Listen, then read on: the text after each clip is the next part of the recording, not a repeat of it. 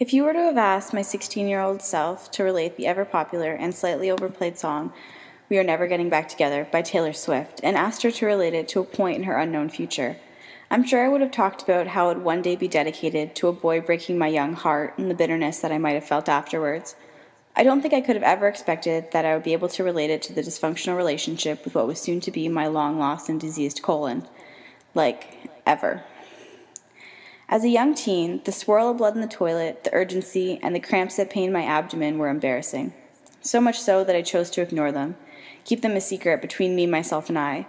It's not like they were that much of a pain. Yes, my mom has Crohn's disease, but something like that would never happen to me. I mean, I'm young. It wasn't until my second year of university, at the age of 19, that my young, vibrant self was knocked harshly into the reality that I had been avoiding for so long. My symptoms overtook my life, as they do for many young bowel patients, and my figure became half of what it used to be. I was shrinking, both physically and socially, into a person that I no longer recognized. That same March, suspicions were confirmed when the doctors delicately explained to me how diseased my insides had become. The words Crohn's, colitis, and sick became words frequently used to describe the vessel I was now living in, and before I could settle into these new identities, before the storm had even calmed, those words rapidly escalated into medically unresponsive, surgical candidate, ileostomy, and J-pouch. Those words scared me. Even if I didn't show it on the outside, I was unsure of what they meant, what my life would be, and what my body would become. Living in the 21st century, I did like any 20-something-year-old person does when they're unsure of something. I Googled it. Typing those words into the search engine of my computer led me to find some pretty amazing people. People that were living with colitis, Crohn's, and ostomies. But what I found was that these people weren't just living with all of these things, but rather thriving with all of these things. I dedicated my time to reading about the lives of Jessica Grossman, Jenny David, and Rob Hill, amongst many other IBDers, many of whom had ostomies, and all of who, from my point of view, were so off-the-charts awesome. The more blogs I read, the more stories I heard, the more the words surgical candidate, ileostomy, and J-pouch began to settle over me like a blanket, giving me comfort, making me feel like there may be some rainbow at the end of the storm. A little over a year after I was formally diagnosed, my organ inventory lessened, and I happily joined the world of ostomate, and later J-poucher. I continued to intently follow the blogs and updates of all the people listed, until one day I decided to email one of them, the Gutsy Generation to be specific. Having avidly been a fan of their Facebook page for so long, I knew they were looking for guest bloggers. I carefully typed the words to the person who awaited on the other end. Within moments of pressing send, I received an email back from the bubbly blog voice I had become so familiar with, Jenny David, saying she would love to have me blog. Perfect.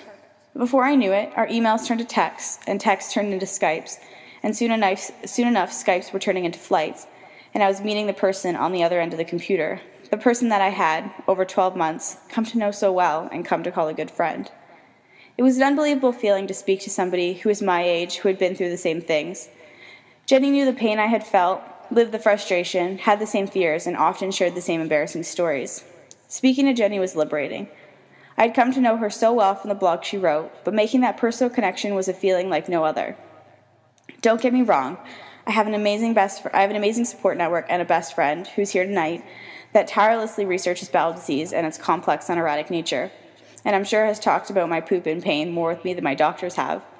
But that one person who was there that could say, I know what you've been through, I felt it too. That one person that let me know they came out on the other side of IBD booming with accomplishments made me feel like I could do the same. She shared with me that being chronically ill doesn't mean you can't also be chronically determined. These are words that I now choose to live my life by. Words that drive me to be better than I thought I ever could be, and words that I hope to pass on to young IBD patients and families as part of the Robbies Rainbow team. I can't imagine how difficult it is to have a child with IBD and the stress and worry associated with having a quote-unquote sick kid.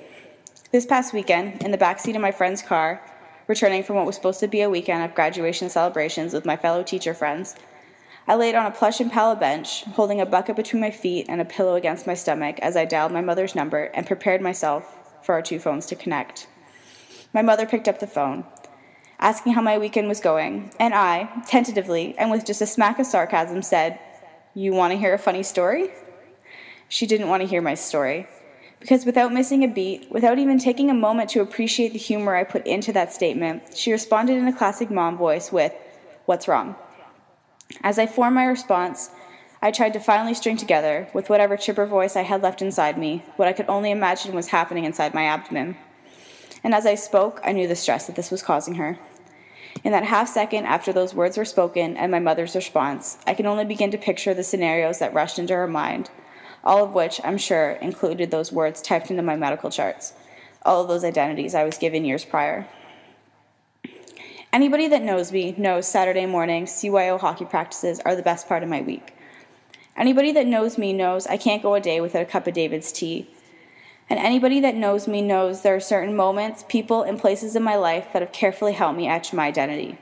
Teacher, friend, runner, daughter, coach, wannabe baker, advocate, patient, artist, IB dear, sushi lover, Taylor Swift superfan, and soon-to-be traveling adventurer. These are all words I would use to describe myself. Yes, my disease is one of those things, but it is not the only thing, and that's sometimes really hard to see with a chronic illness. Recently, somebody asked me if I could change what I've been through with my disease. After some careful thought, I told them no. I know my disease and what I've been through has made me a better person. It has taught me about myself and the world around me. It has shown me I'm tough and can deal with life when it throws me curveballs, and has given me a wider lens to look at the world through. It has taught me that it is difficult to lose control, but in return, I've learned how to regain my footing once I've stumbled. It has taught me not to stress over the little things, but rather to appreciate what I have instead. But mostly it has taught me that being vulnerable doesn't mean you're weak. It means you're strong. But to be honest, I think we can all agree that the main thing IBD has taught us young folk is to truly appreciate 3-ply toilet paper just a smidgen more than we did before. So, live beyond the labels that are given to you, that are scratched into a medical chart, and take time to see what your disease can do for you rather than what you can do for your disease.